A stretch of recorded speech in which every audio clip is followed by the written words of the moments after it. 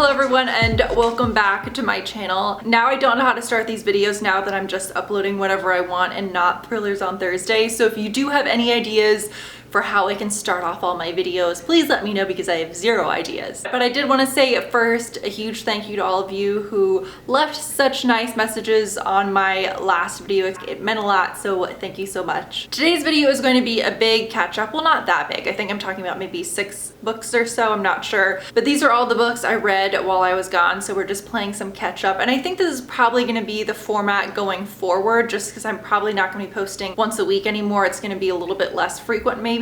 So going forward, I'm probably going to do more so wrap-ups than singular book reviews, which is what I did more so in the past. Some of these books are a little bit random, but the majority are Year of Horror book club books. I assume most of you know what that is at this point, but I'll have some stuff linked below if you're not familiar for some reason. But of course, as usual, there will be zero spoilers for any of these. So the first book I want to talk about is Chemistry, and I'd been meaning to read this for at least, or I guess almost a year, because I first heard about this from Joss over at Squibbles Reads. I adore her. We were both on the mental health panel at BookNet Fest, and she really recommended this book when we were talking about mental health in books and representation within that whole realm. As a side note, before I actually review this book, this is the first year I'm not going to BookNet Fest, and I am really bummed. I hope all of you who go, and if you're thinking about going but aren't sure, I highly recommend going. But please post tons of Instagram stories so I can pretend that I'm there. I'm gonna be at a wedding, not my own obviously, at a friend's wedding, but I hope you all have an amazing time. But anyway, Chemistry is, which you can maybe guess based on the title, it's about a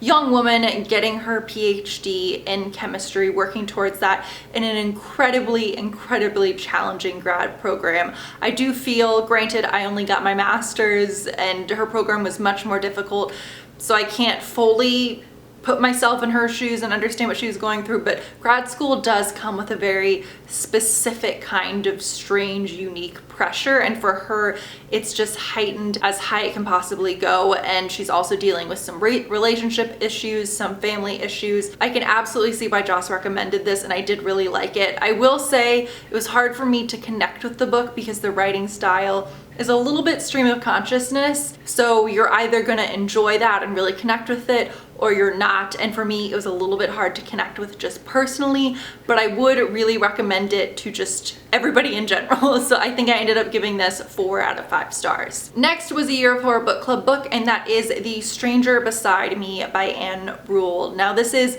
nonfiction. It came out back in, I think, the mid-80s, I want to say. This is about a woman who at the time was doing some research and writing about the serial killer that was killing women, and everybody's wondering who it is, and she's kind of working side by side with detectives and the police, and she comes to find out that the serial killer is none other than Ted Bundy, her close friend. Well, I wouldn't say necessarily they were close best friends, but they worked together and they definitely were, you know, relatively good friends. And this book really makes you question not necessarily your friendships, but how well you can truly know someone, because Anne Rule is of course an intelligent woman, and I think we all, just in the same way we all think we're good drivers, we all think we're self-aware, I think we all think we're relatively good judges of character, but this book shows that that is probably not true. And in that sense, it's really terrifying. And I have to say, I definitely recommend getting a book that has her foreword. This became a really popular book when it initially came out, and a lot of girls who were obsessed with Ted Bundy are also kind of obsessed with this book. And in the foreword, which I think is so important to read, she talks about how people idolize Ted and how people talk about how like attractive and brilliant he was. And she really kind of flips that on its head and shows that a lot of that wasn't really true. So if you are interested in Ted Bundy, I recommend checking this out. Keep in mind, it is long and very detailed, so you've got to be interested in Ted Bundy. But I ended up giving this 4 out of 5 stars. I probably should have had this at the beginning because I think I read this when I was moving, or I listened to it as an audiobook on my long drive. But next is Bossypants by Tina Fey. I'm a Tina Fey fan. I'm not, you know, a super fan, someone who, you know, loves and reaches out to watch every single thing that she creates, but I do really love 30 Rock. I love Mean Girls. I haven't loved all of her movies, but anyway, I went into this really excited. I've heard wonderful things, and I hate saying this because again, I do, you know, I like Tina Fey.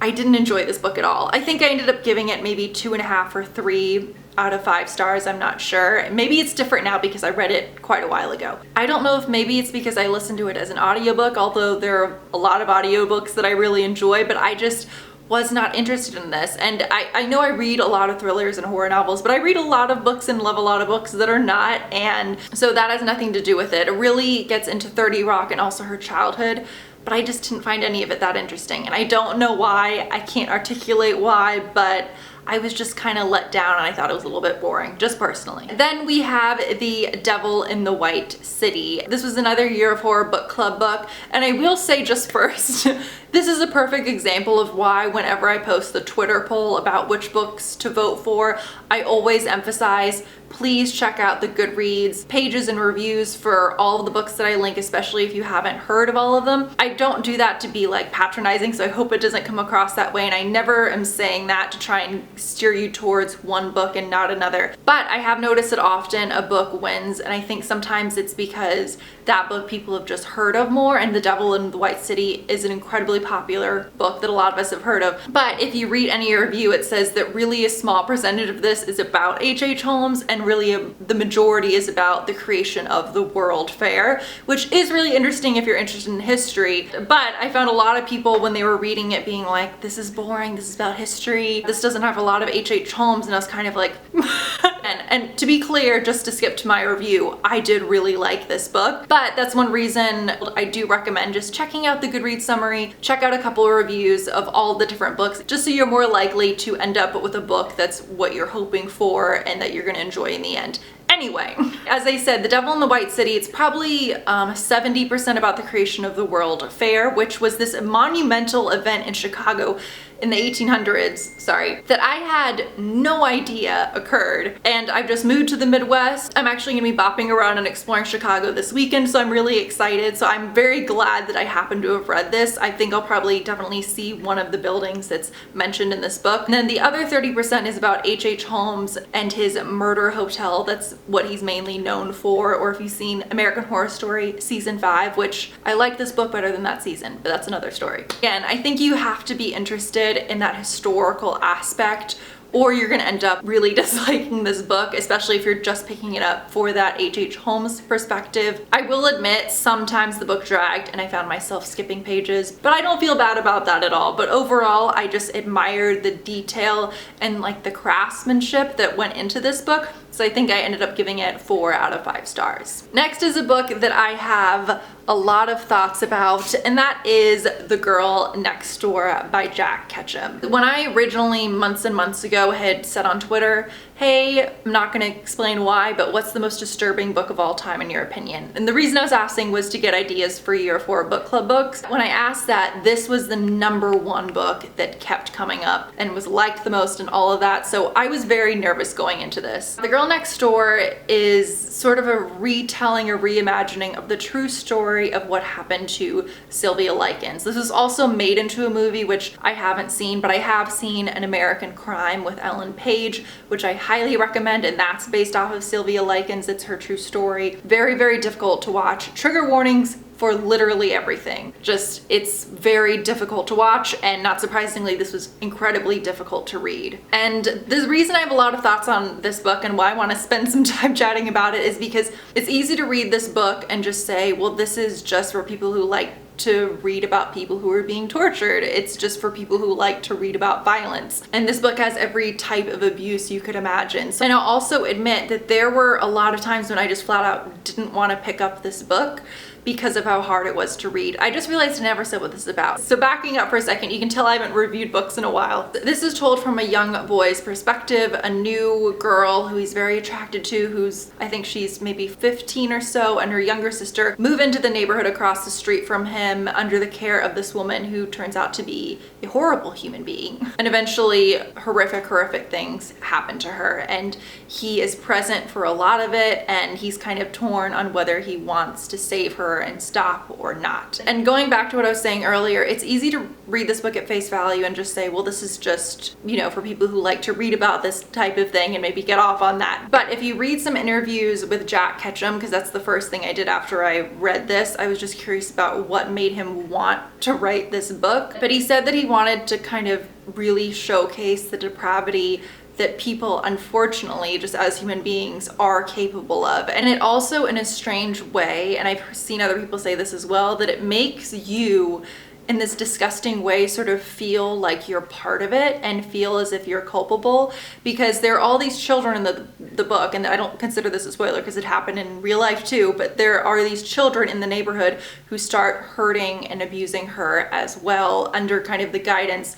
of this mother figure. And a lot of this book, again, are things that really happened. And it's easy to read this book and just think, okay, well, I don't understand why and no one is stopping this. If I were in these kids' shoes and if I were 8 years old, I'd be trying to stop this immediately. Maybe this is just because my background's in psych, but I think about things like the Stanford prison experiment, the Milgram experiment, and it makes me think about how we all kind of idealize how we would react in these situations. I was disgusted and horrified and didn't want to pick up the book because of how angry I was at the things that were happening to this girl. But I think as human beings, it's really easy for us to say, okay, I would never have done what they did. And granted, there's a lot in this book, to be clear, I would never have done. I just think when I think of things like what happened to Sylvia Likens and what all the children in the neighborhood did, when I think about the Milgram experiment, the Stanford prison experiment, I think in a strange way, these showcase that we all might be capable of things that we wouldn't expect, and we all wouldn't react in the ideal way we would necessarily hope.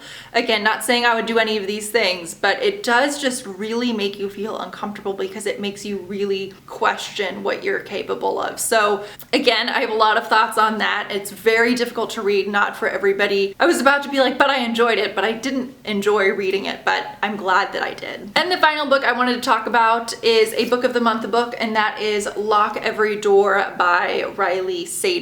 As a side note, are you guys interested in me filming a video about this trend where thriller authors who are male are taking on female names for their books for marketing purposes? Because it's not just Riley Sager.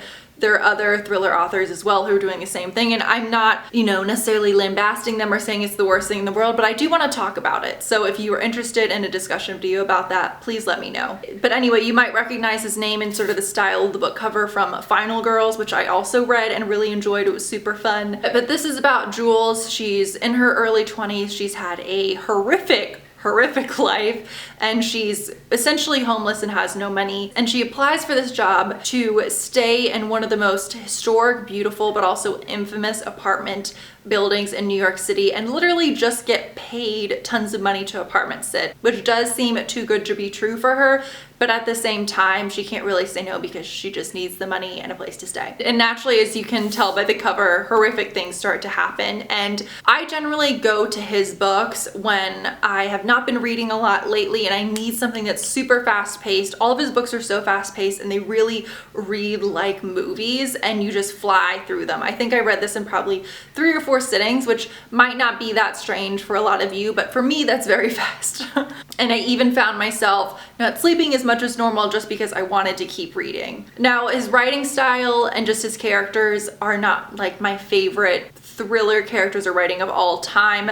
I really like Jules. I didn't give a shit about any of the other side characters. But if you want a really fast-paced, just fun thriller, I recommend this and Final Girls as well. So those are all the books I've read lately. Please let me know if you've read them as well, if you have any thoughts on them, and if there are any thrillers, horror novels, or not that you want me to read going forward and review for you guys. I hope you all are having a wonderful week, and I'll see you guys soon. Bye.